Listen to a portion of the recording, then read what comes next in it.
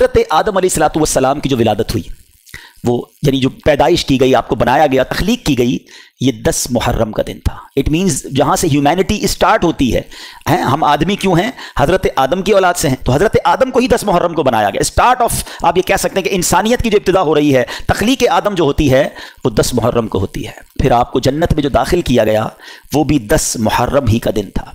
हज़रत आदम अलैहिस्सलाम की जो तौबा कबूल हुई वो भी 10 मुहर्रम ही का दिन था। यानी हज़रत आदम अलैहिस्सलाम की ज़िंदगी के अहम तरीन जो वक्त था, जो भी इवेंट आया, वो 10 मुहर्रम का दिन था। अच्छा, अब आते हैं कि हज़रत इब्राहीम खलीलुल्लाह अला नबीना व अलैहिस्सलाम की पैदाइश, आप खलीलुल्लाह हैं, और ये भी आपको पता होना चाहिए कि नबी पाक अलैहिस्सलाम के बाद अंबिया में सबसे ज़्यादा बड़ा मर्तबा अगर किसी का है तो वो हज़रत इब्राहीम अलैहिस्सलाम का है। सारे दीनों में ये एक बात बड़ी सिग्निफिकेंट है कि 4 जो बड़े आसमानी किताबें थीं और आज भी जो आसमानी दीन कहलाते हैं, उसमें सब में हज़रत इब्राहीम की बड़ी जो है ना, यूँ समझिए कि इज़्ज़त है, एहतराम है और उनका मकाम है। बहुत कमाल की हस्ती है। कभी इंशाल्लाह मौका मिला तो हज़रत इब्राहीम की हिस्ट्री पर बहुत कुछ है उनकी हिस्ट्री में, मगर उनकी हिस्ट्री में भी उनकी लाइफ का भी जो टर्निंग पॉइंट था कि जब आपको नमरूद की आग से बचाया गया, आपको आग में जो डाला गया था, और वो आग में से जो आप नजात मिली आपको, वो भी 10 मुहर्रम ही का दिन था।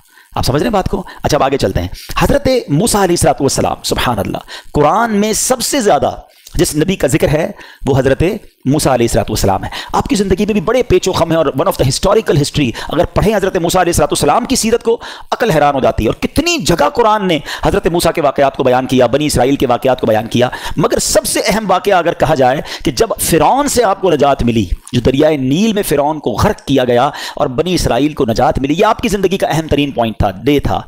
ये दिन भी 10 मुहर्रम का दिन था। आप अंडरस्टैंड कीजिए कि हिस्ट्री में जब भी कोई बड़ा इवेंट हुआ और मुसलमानों के लिए कोई बड़ी अहम बात हुई तो अल्लाह ने गोया 10 मुहर्रम के दिन को मुंतखब फरमाया, उसकी मशीयत है। और आगे चलते हैं।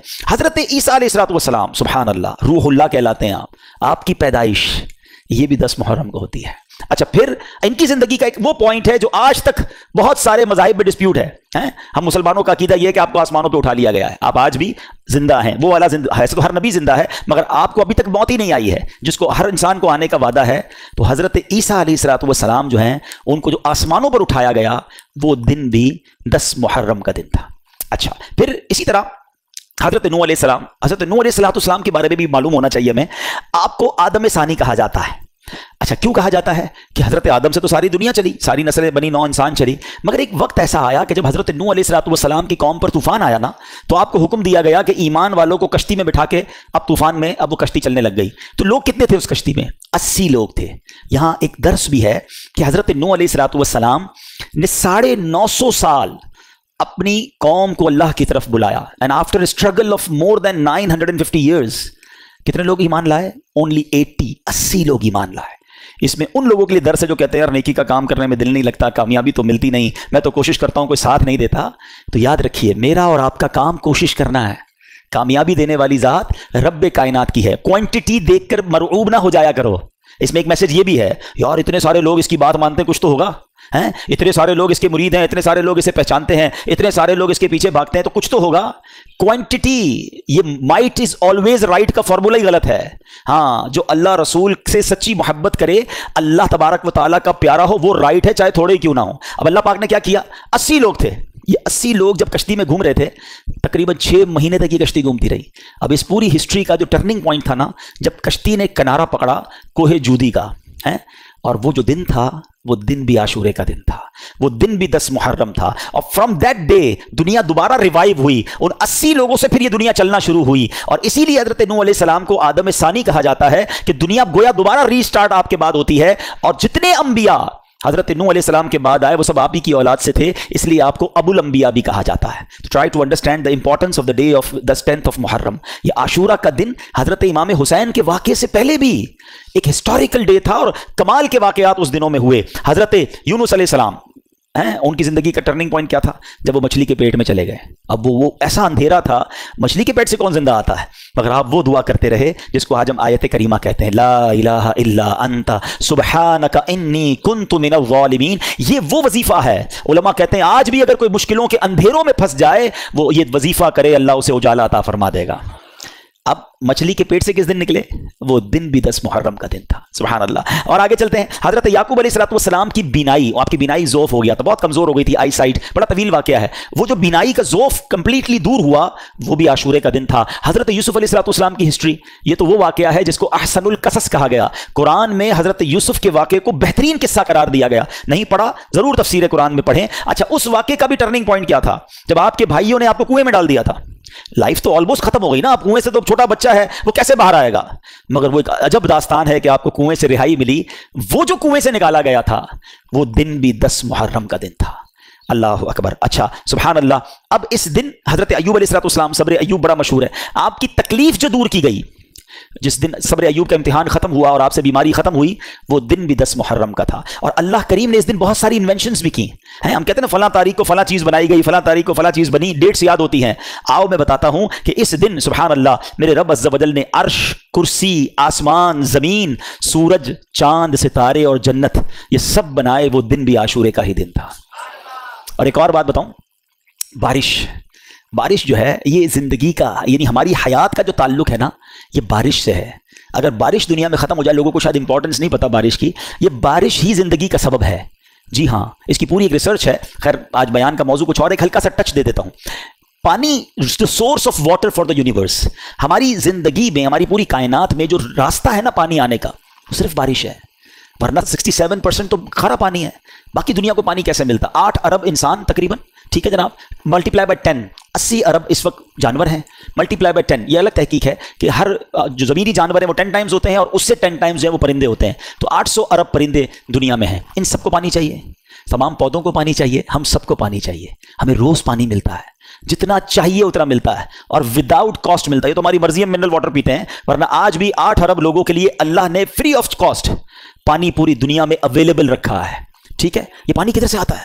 कितना करोड़ों खरबों गैलन रोज का यूजेज है।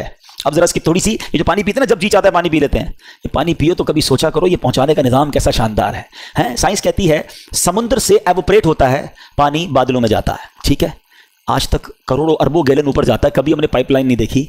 ये अल्लाह करीम ने कैसी पाइपलाइन बनाई है जो नजर नहीं आती, और ये पानी ऊपर चला जाता है। चले भाई, ओवरहेड टैंक में चला गया। तकरीबन जितने बैठे हैं सारे फ्रीक्वेंट फ्लायर हैं, कई बार जहाज में बैठे, बादलों से गुजरे, कहीं कोई टैंक नजर नहीं आया। किधर है वो टैंक जो बादलों में है? नजर नहीं आता, मगर वो सिक्योर है बादलों में। जब रब चाहता है बारिश बरसती है। चले जनाब, ये भी समझ आ गया, ये पानी तो खारा ऊपर गया था।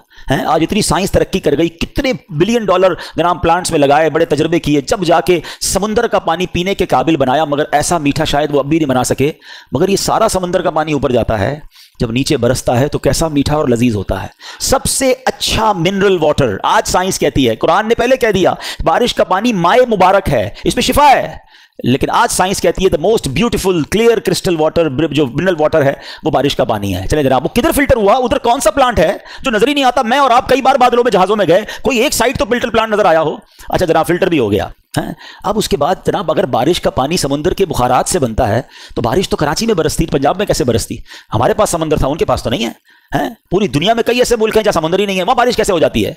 अल्लाह अकबर। रब ने इन बादलों की ट्रांसपोर्टेशन का इंतजाम किया, हवा का निजाम बनाया, ये बादल को लेकर चलती है और हर उस जगह पर जाकर पानी पहुंचता है जहां इंसान को जरूरत है। अच्छा, बारिश बरसी, किसी ने कटोरा भरा, किसी ने जनाब टैंक भर लिया, बारिश खत्म हुई, फिर पानी खत्म हो जाता, दोबारा कैसे मिलता? तो सुभान अल्लाह, हम फ्रिज बनाते हैं ठंडा पानी करने के लिए।